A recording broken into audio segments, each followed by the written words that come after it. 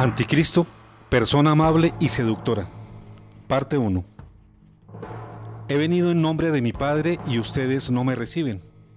Pero si otro viene en su propio nombre, a ese sí lo van a recibir.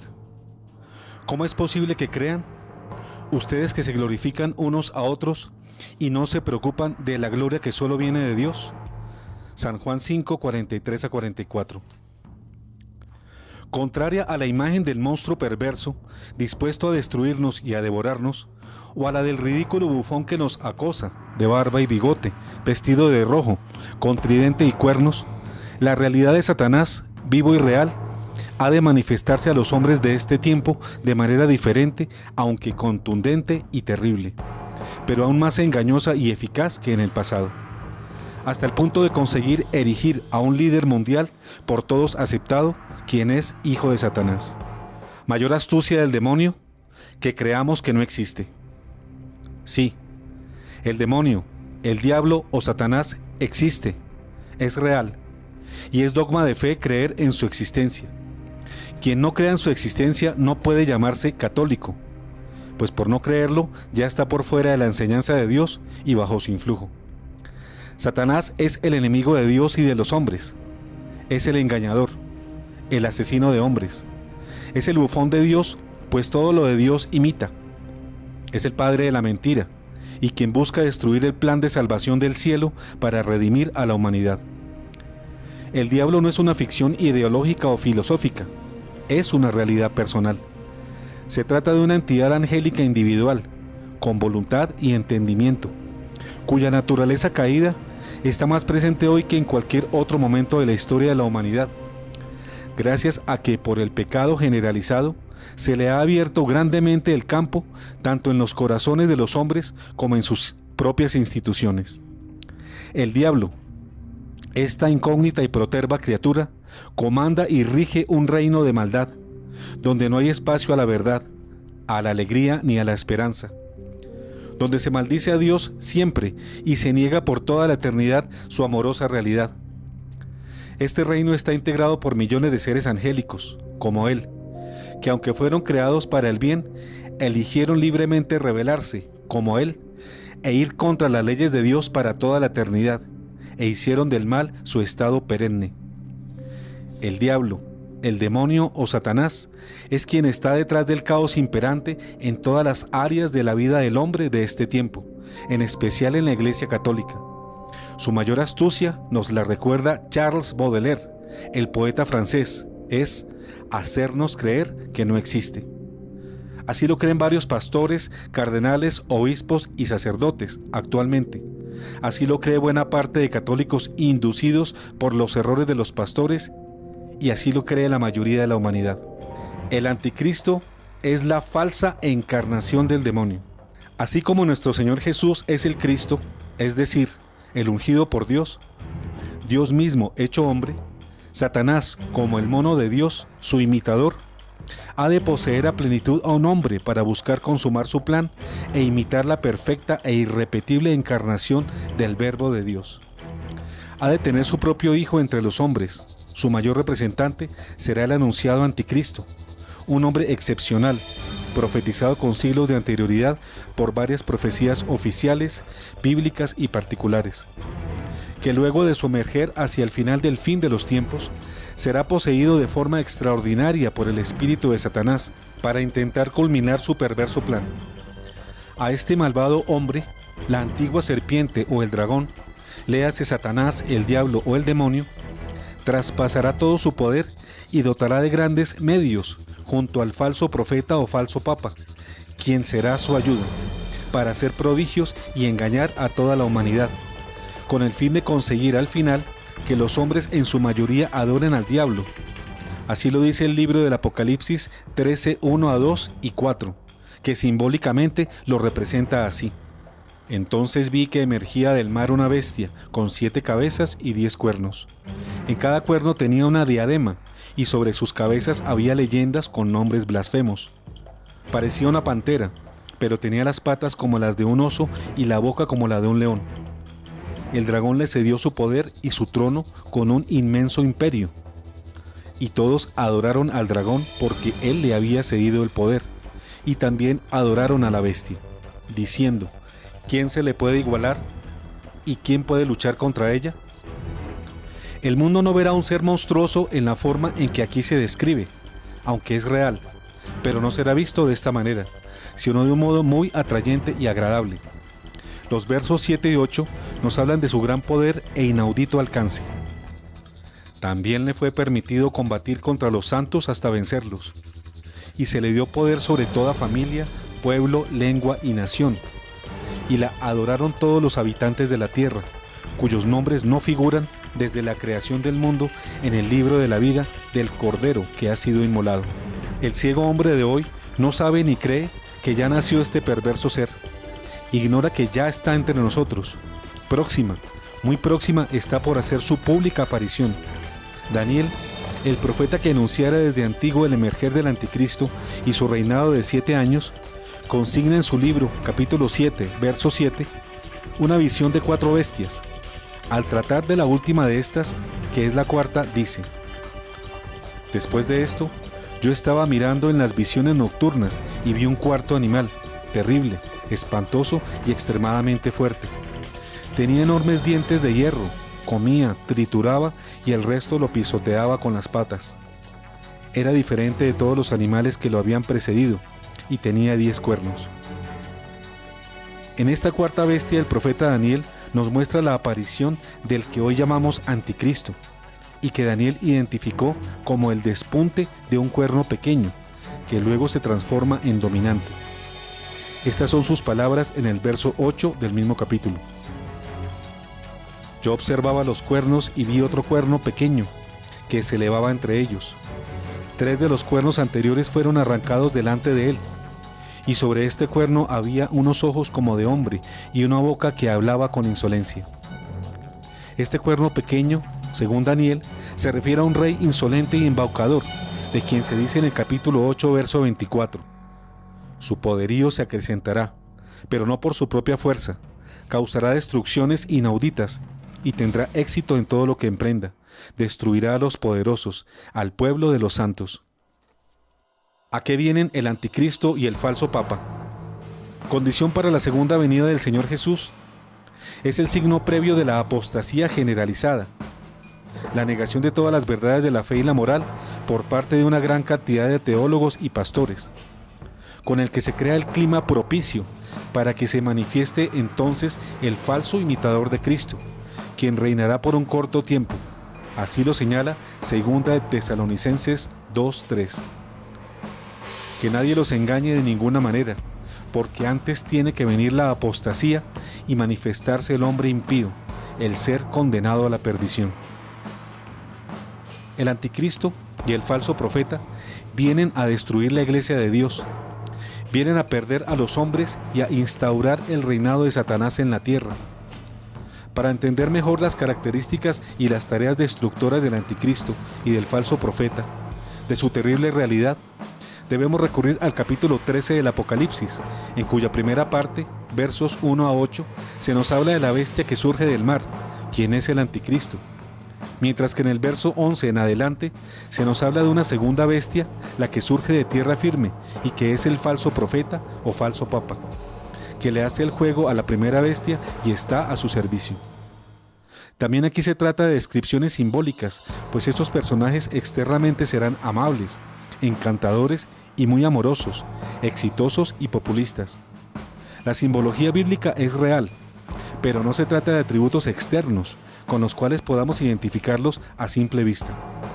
¿Creen ustedes, queridos teleamigos y teleamigas, que el demonio, que es muy inteligente, va a mostrar 2 engendros bestiales, o más bien de apariencia agradable, que todos acepten? De esta manera se completa el cuadro de las 2 bestias, la una el anticristo, la otra la de un alto eclesiástico, el falso profeta, en llave de comunión para intentar destruir la iglesia y conseguir la condenación de sus adeptos. Allí se nos dice en los versos 12, 15 y 16. Esta bestia ejercía todo el poder de la primera y estaba a su servicio, y logró que la tierra y sus habitantes adoraran a la primera bestia, a aquella cuya llaga mortal se había cicatrizado. También se le permitió dar vida a la imagen de la bestia para hacerla hablar y dar muerte a todos aquellos que no adoran su imagen. Así consiguió que todos, pequeños y grandes, ricos y pobres, libres y esclavos, se dejaran poner una marca en su mano derecha y sobre su frente. Esto significa que las dos bestias no son un sistema, una ideología, no son un partido. Son personas concretas, y repetimos, de apariencia muy agradable, no monstruosa, pues el texto nos dice en el verso 18, para esto se precisa sutileza. El que tenga inteligencia calcule la cifra de la bestia, porque es una cifra humana, 666. Ya que la cifra que lo designa es una cifra humana, cifra de un hombre que identifica con el número 666. Este número, a diferencia del 777, significa gran poderío, pero imperfección. En otras palabras, el anticristo tendrá mucho poder, pero no es omnipotente porque siendo criatura, omnipotente solo es Dios. Será un hombre endemoniado, totalmente entregado a Satanás. Satanás dice a Dios, destruiré tu iglesia. En la historia de los acontecimientos del final de los últimos tiempos, hay uno que parece caracterizar, por encima de muchos, su iniciación. Y es la apuesta que Satanás le hace a Dios, según una visión que tuvo un papa tan serio, respetable e ilustrado como el Papa León XIII, quien tuvo una visión el 13 de octubre de 1884. Al terminar la misa, quedó 10 minutos en éxtasis. Luego explicó su visión así. Oí dos voces. Satanás gritaba al Señor, quiero destruir tu iglesia. Nuestro Señor le respondió, ¿puedes hacerlo? Pues hazlo. Satanás replicó, para eso tengo necesidad de 75 a 100 años y más poder. El Señor respondió, tienes el tiempo y tendrás el poder. Haz con ello lo que quieras. Y vio cómo salieron los demonios del infierno a invadir la tierra. En esta visión horrenda, fue a su despacho y escribió la oración de San Miguel Arcángel que hizo decir en la misa desde entonces hasta su reciente supresión. Hechos cumplidos, precursores del anticristo. Esta visión no es en modo alguno arbitraria o imaginativa.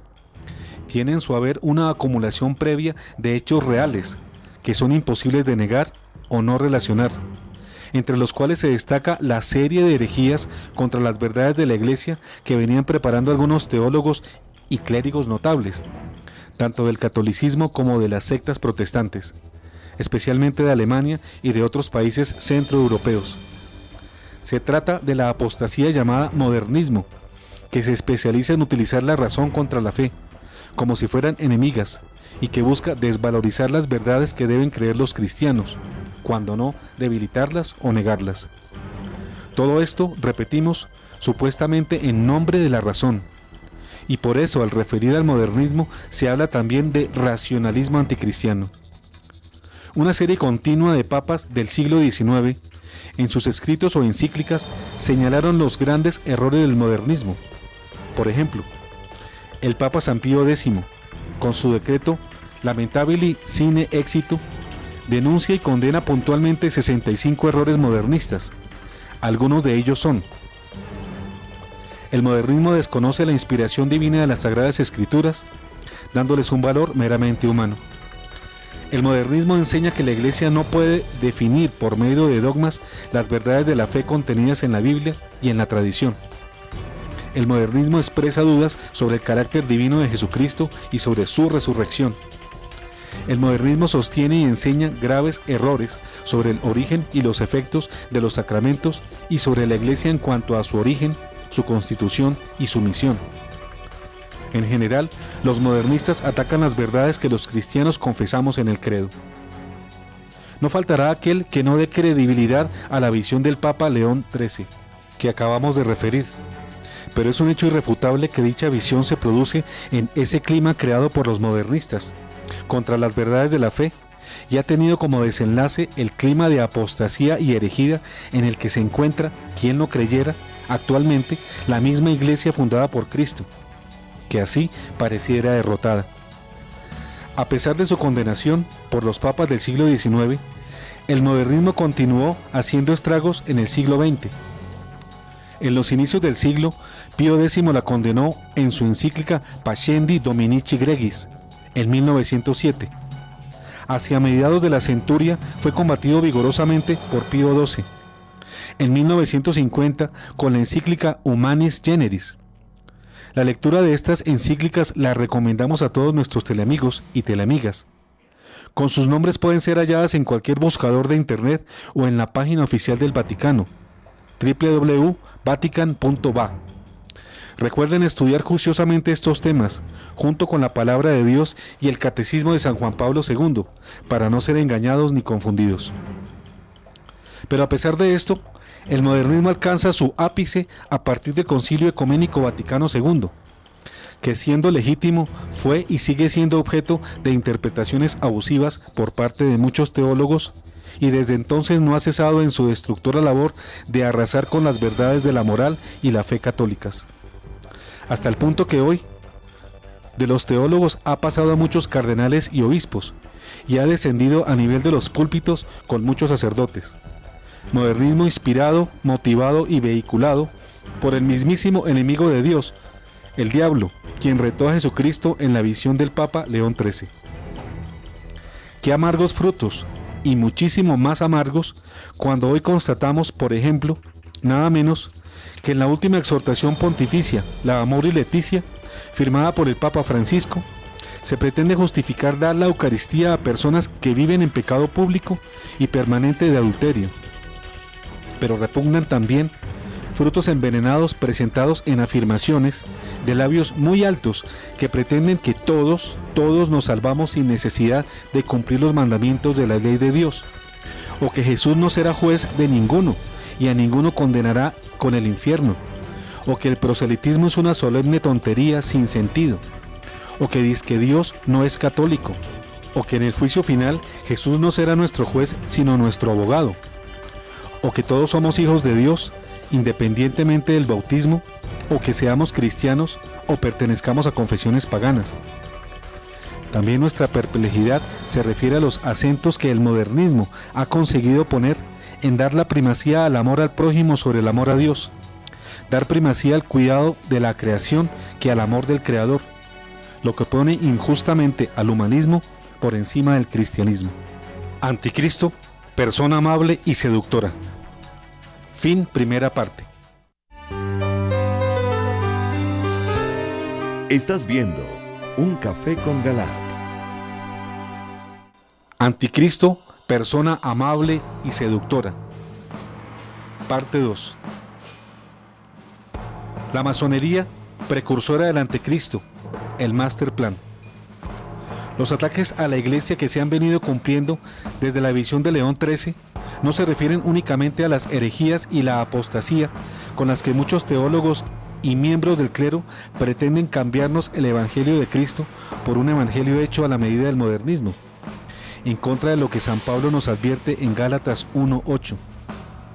Si nosotros mismos o un ángel del cielo les anuncia un evangelio distinto del que les hemos anunciado, que sea anatema. También la iglesia ha sido atacada por medio de infiltraciones de sus enemigos en sus propias filas, provenientes las unas de la masonería, las otras del comunismo. Este plan conjunto entre masonería y comunismo ha venido penetrando a clérigos y especialmente a obispos y cardenales que dócilmente pasan a ser fichas eclesiales suyas. El plan maestro para destruir la iglesia, o Master Plan, fue un documento anónimo hecho público en 1973 que denuncia la existencia de un plan para destruir la iglesia. El comunismo, precursor del anticristo. La desinformación rusa. Pero también los comunistas, sobre todo en la época staliniana, penetraron las filas eclesiales con miembros del Partido Comunista. Esta labor se cumplió a través de la siniestra policía secreta llamada KGB. Así se demuestra con la publicación de un libro escrito por un ex miembro de alto rango de la KGB, quien denuncia esta estrategia que viene siendo adelantada desde hace más de 50 años.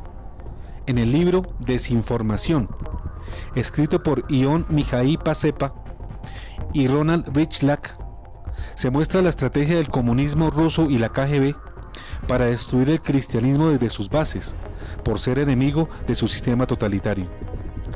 Pacepa es un general de la policía secreta de la Rumanía comunista, que en 1978 desertó a los Estados Unidos y denuncia la estrategia de los rusos, adelantada en 3 etapas. Primera, un ataque propagandístico encubierto contra la iglesia. Segunda, la infiltración de agentes KGB en la iglesia. Tercera, la promoción de la teología de la liberación.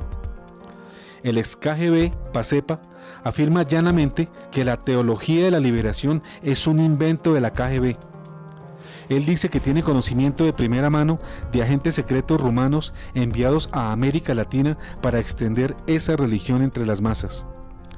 Robert Chapman escribe en el Diario Internacional de Inteligencia y Contrainteligencia: sin duda, la doctrina de la teología de la liberación es una de las más duraderas y de más alcance que salieron de los cuarteles de la KGB. Esta doctrina pide a los pobres y oprimidos rebelarse y formar un gobierno comunista, no en nombre de Marx o de Lenin, sino como la continuación de la obra de Jesucristo, considerado un revolucionario que se opuso a la discriminación económica y social. La anti-iglesia dentro de la iglesia. El resultado de estas dos infiltraciones, masónica y comunista, es manifiesto hoy en los resultados y frutos antieclesiales que observamos en la conducta y en las falsas enseñanzas que nos imparten miembros de la jerarquía, como si fueran novedades del Espíritu Santo. Por ello hoy, desde el mismo Vaticano, desde sus cabezas, en especial el cardenal Gerhard Ludwig Müller, prefecto de la Congregación para la Doctrina de la Fe, se alienta la siempre condenada teología de la liberación o liberacionismo. Por ello hoy, en la Iglesia Católica, una nueva corriente reformadora parece se tomó la dirección del Vaticano. Cardenales y obispos con gran poder adelantan un plan de desmonte de su estructura de creencias, mediante la modernización de la Iglesia y su adaptación a los tiempos, que pasa por negar las verdades de la fe y moral enseñadas por siempre, que pasa por desconocer y negar las enseñanzas de Jesucristo contenidas en la Biblia, y culminan en olvidar y dejar de lado las enseñanzas de la bimilenaria Iglesia fundada por Jesús. Recuérdese la profecía de Apocalipsis 13:3, que así lo denuncia. Una de sus cabezas parecía herida de muerte, pero su llaga mortal ya estaba cicatrizada. Toda la tierra, maravillada, siguió a la bestia. Esa cabeza que parecía herida de muerte es el comunismo, hoy llamado socialismo, que con la caída del muro de Berlín en 1989 y con la reforma llamada perestroika pareció muerta, pero resucitó mediante su aparición sorprendente en varios países del mundo, luego de su aparente derrota. Sobra relatar que el odio de Satanás contra la Iglesia y los agentes de esta anti-iglesia, infiltrada dentro de la Iglesia, se han ensañado igualmente contra el matrimonio, la familia, la mujer, los jóvenes, pero sobre todo también contra la vida consagrada en los conventos, muchos de ellos convertidos ya en pastizales del demonio Asmodeo, el demonio de la inmoralidad sexual, como la Virgen María en Nazaret profetizó acontecería. El falso Cristo o el anticristo. En paralelo con el Génesis 3:15, donde se describe a Satanás hiriendo el talón de quien aplastará su cabeza, el capítulo 49, verso 16 del mismo libro, describe que el anticristo será judío, exactamente de la tribu de Dan, una de las 12 tribus de Israel. Dan juzgará a su pueblo como una de las tribus de Israel.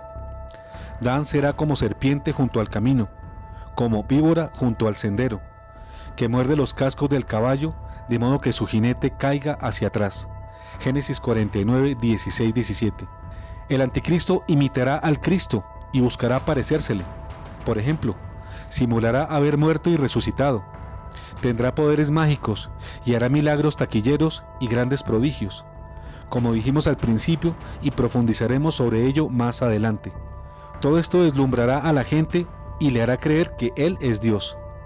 Pero lo que no saben es que el demonio, quien a pesar de su caída no perdió sus atributos, es quien le transmite sus poderes para que deslumbre a los incautos, Recuerden que también los brujos del faraón hacían prodigios, pero limitados. Existe la equivocada idea de que el anticristo mostrará su feo rostro desde el comienzo y será una persona de horror, que provocará la repulsión y el espanto de las gentes, aunque efectivamente lo hará al final, pero no la va a mostrar en la primera etapa de su gobierno. Sería muy torpe si lo hiciera, porque como todo buen seductor, el maestro de la seducción, el fascinador, buscará encantar primero a su presa antes de devorarla, y esa presa será toda la humanidad. Por eso su personalidad parece haber sido muy bien descrita por quien fuera durante mediados del siglo XX arzobispo de Nueva York, el cardenal Fulton Sheen. Él, sobre el anticristo y los últimos tiempos, dice: estamos viviendo el apocalipsis, los últimos días de nuestra era, las dos grandes fuerzas del cuerpo místico de Cristo y el cuerpo místico del anticristo están empezando a elaborar las líneas de batalla para el concurso catastrófico. El anticristo no será llamado así, de lo contrario no tendría seguidores. Él no va a usar medias rojas ni vomitar azufre, ni llevar un tridente ni agitar una cola con forma de flecha como Mefistófeles en el Fausto. Esta máscara ha ayudado a convencer a los hombres que el diablo no existe. Cuando nadie lo reconozca, más poder ejercerá. Pero por encima de todas estas descripciones, nuestro Señor nos dice que va a ser tan parecido a sí mismo que engañaría aún a los escogidos. Y ciertamente ninguna imagen del diablo, visto en libros, jamás podrá engañar aún a los escogidos. Entonces, ¿cómo va a entrar a esta nueva edad para ganar adeptos a su religión? La creencia de Rusia precomunista es que él vendrá disfrazado como un gran humanitario. Él hablará de paz, de prosperidad y de abundancia, no como medios para llevarnos a Dios, sino como fines en sí mismos. En medio de todo su amor aparente para la humanidad y su verborrea de la libertad y la igualdad, tendrá un gran secreto que él no dirá a nadie. Él no va a creer en Dios, debido a que su religión será hermandad sin la paternidad de Dios. Va a engañar aún a los escogidos. Él creará una antiiglesia que será el mono de la iglesia, porque él como diablo es el mono de Dios. Contará con todas las notas y características de la iglesia, pero a la inversa y vaciada de su contenido divino. Relato tomado del libro Fulton Sheen, El comunismo y la conciencia de Occidente. Bob Merrill Company, Indianápolis, 1948, páginas 24 a 25. Una vidente muy seria y legítima, en concordancia con múltiples revelaciones, describe así al anticristo, en mensaje dado por nuestro Señor Jesucristo. Nunca asumáis que el hijo de Satanás, el anticristo, aparecerá agresivo o como un dictador malvado, porque ese no va a ser su estilo. Su belleza y cuidado personal engañarán a la mayoría de las personas. Tendrá una voz poderosa, será altamente inteligente y creará una imagen carismática impresionante.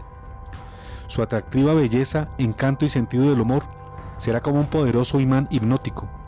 Él será fluido en muchos idiomas y extraordinarias habilidades de comunicación, aunque no se le escuchará una sola palabra en latín.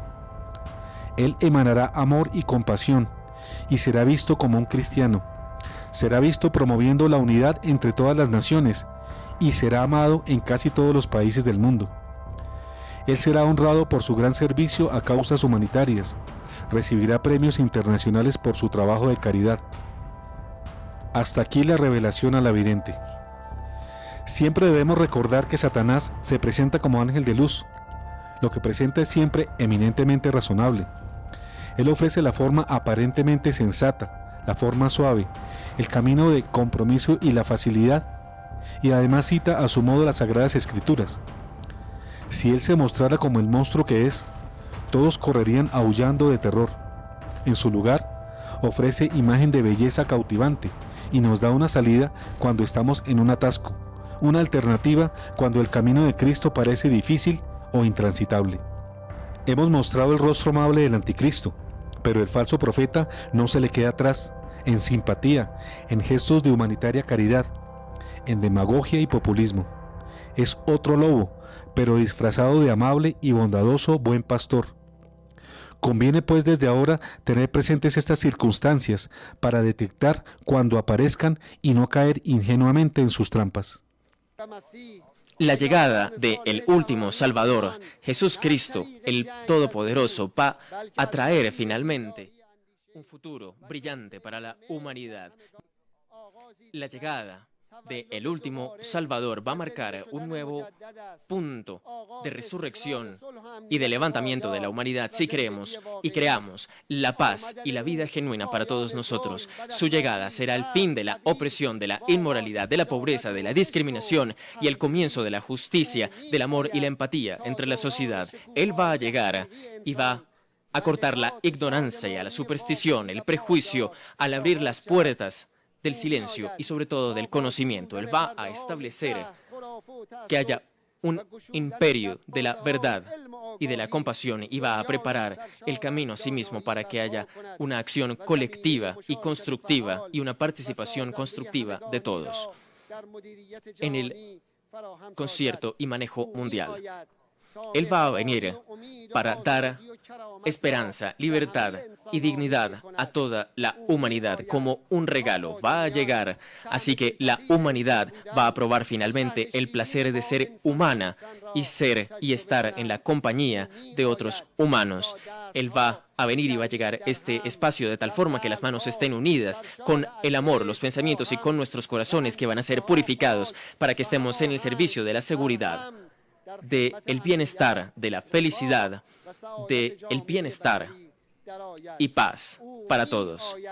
Él va a venir para determinar a todos los hijos de Adán en todos los aspectos, en todos lugares, para que retomen su origen y para que se elimine esta historia de división.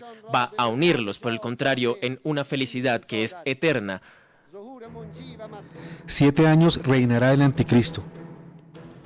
Una prueba final a la que la iglesia estará sometida será caracterizada por el tiempo de dominación del anticristo, que será de 7 años, divididos en 2 periodos, según nos señala el profeta Daniel, quien hablando de semanas de años, es decir, un año por cada día de la semana, expresa en 9:27. Él impondrá una alianza a muchos durante una semana, y durante la mitad de la semana hará cesar el sacrificio y la oblación. Y sobre un ala del templo estará la abominación de la desolación, hasta que el exterminio decretado se derrame sobre el devastador. El reinado del anticristo será real. Segunda de Tesalonicenses 2:4 nos dice: el adversario, el que se alza con soberbia contra todo lo que lleva el nombre de Dios o es objeto de culto, hasta llegar a instalarse en el templo de Dios, presentándose como si fuera Dios. Daniel 11:31-32 nos dice lo que hará el anticristo. Fuerzas enviadas por él atacarán, profanarán el santuario y la ciudadela, abolirán el sacrificio perpetuo e instalarán la abominación de la desolación. El sacrificio y la oblación a que se refiere Daniel es nada menos que la supresión del santo sacrificio de la misa, que la iglesia apostática alterará y cambiará, produciendo lo que bíblicamente se conoce como la abominación de la desolación, de la cual cita el Señor en San Mateo 24:15 y 16.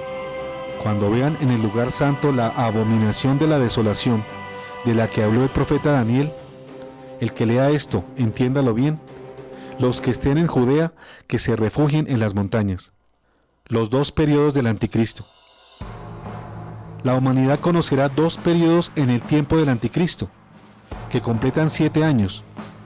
En el primero, el anomos, el hombre sin ley, desplegará toda su capacidad seductora y engañará para escalar posiciones. En el segundo, mostrará toda su maldad y gran crueldad con su despiadado poder. El primer periodo será de 3 años y medio, conocido como la tribulación. Es un periodo aparentemente suave, amable, aceptable y aceptado por mucha gente, que lo verá con gusto, con placer, satisfactoriamente. Será cuando conseguirá que la gente se haga esclava de él voluntariamente, mediante sus logros políticos y económicos, mediante el falso amor que irradia y la falsa paz que conseguirá entre las naciones entonces en guerra.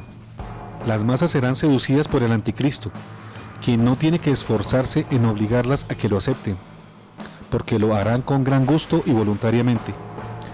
Su poder seductor será tal que el mismo cielo advierte a sus fieles que no lo vean a los ojos, ni siquiera en transmisiones televisivas o de videos, para no sucumbir ante su poderosa presencia. Se dirá que los esclavos del anticristo deliran de felicidad por la esclavitud que en principio les propone. Por eso él no necesitará esforzarse en imponer su voluntad ni en obligar a nadie en aceptarlo y obedecerlo. Naturalmente subsistirán sus oponentes cristianos, reducidos a un resto fiel, a un remanente. Frente a ellos, en general, no se ejercen persecuciones violentas en esta etapa, salvo muy contadas y estratégicas excepciones. En el segundo periodo, los últimos 3 años y medio de su reinado, conocido como la Gran Tribulación, las masas seducidas por el anticristo, ellas mismas, manifiestan odio a quienes no se han sometido a su ídolo y piden venganza contra ellos. Algunos de los engañados despertarán de su encantamiento. Entonces el anticristo se verá obligado a cambiar su estilo suave con sus oponentes por uno de represión brutal y violenta. Aquí hay un cambio profundo de estilo, ahora duro y represivo, frente al resto fiel. Se presentan numerosas persecuciones sangrientas a los fieles a Cristo. Se inicia la persecución temida y anunciada a los cristianos. No se crea que la persecución actual y los cientos de asesinatos a cristianos en Siria, India, Pakistán, Kenia, Nigeria o Irak, etc., nada tienen que ver con esto. Tiene todo que ver. Se viene cumpliendo así con la palabra del Apocalipsis 17:6, cuando la gran ramera, la mujer vestida de púrpura y escarlata, se emborrachaba con la sangre de los santos y de los testigos de Jesús. Esta segunda etapa del reinado del anticristo globalizará la persecución y muerte de cristianos y está próxima a llegar. Será una época de cruel martirio, donde miles de verdaderos testigos de Dios ofrendarán sus vidas por mantenerse fieles. El anticristo aquí será una mezcla terrible de todos los déspotas juntos, conocidos por la humanidad. Será una mezcla de Nerón, Hitler y Stalin, es decir, algo así como la Gestapo y la KGB juntas. Comandará el mayor ejército del mundo jamás conocido y liderará una fuerza opresora totalitaria que defenderá el gobierno mundial, sede de su gran poder global. Al final, el Armagedón anunciado, la Gran Guerra, la Tercera Guerra Mundial, se dará para buscar destruir los reinos a los que el anticristo se quiere vengar o en los que aún no se ha logrado sometimiento absoluto. El triunfo final es de la Iglesia de Cristo. Luego de describir el actuar del anticristo para el tiempo del fin, Daniel en el capítulo 12, verso 1 a 3, nos habla del triunfo final y eterno de Dios. En aquel tiempo se alzará Miguel, el gran príncipe, que está de pie junto a los hijos de tu pueblo. Será un tiempo de tribulación, como no lo hubo jamás desde que existe una nación hasta el tiempo presente. En aquel tiempo será liberado tu pueblo, todo el que se encuentre inscrito en el libro. Y muchos de los que duermen en el suelo polvoriento se despertarán, unos para la vida eterna y otros para la ignominia, para el horror eterno. Los hombres prudentes resplandecerán como el resplandor del firmamento, y los que hayan enseñado a muchos la justicia brillarán como las estrellas por los siglos de los siglos. A pesar de las atrocidades que hoy parecen haber arrasado con la Iglesia, la victoria final no es ni podrá ser del demonio. Las almas fieles, tanto de sacerdotes como de laicos, son los baluartes que el Señor tiene para conseguir la victoria final sobre su enemigo. Dios ha permitido esta prueba contra su Iglesia porque respeta profundamente la libertad de sus criaturas, gracias a la fidelidad de algunas de ellas, naturalmente asistidas por el Espíritu Santo. Porque como dice Daniel sobre el anticristo, a pesar de que conseguirá perder a muchos que se niegan a seguir a Dios, otros se mantendrán fieles al Señor. Así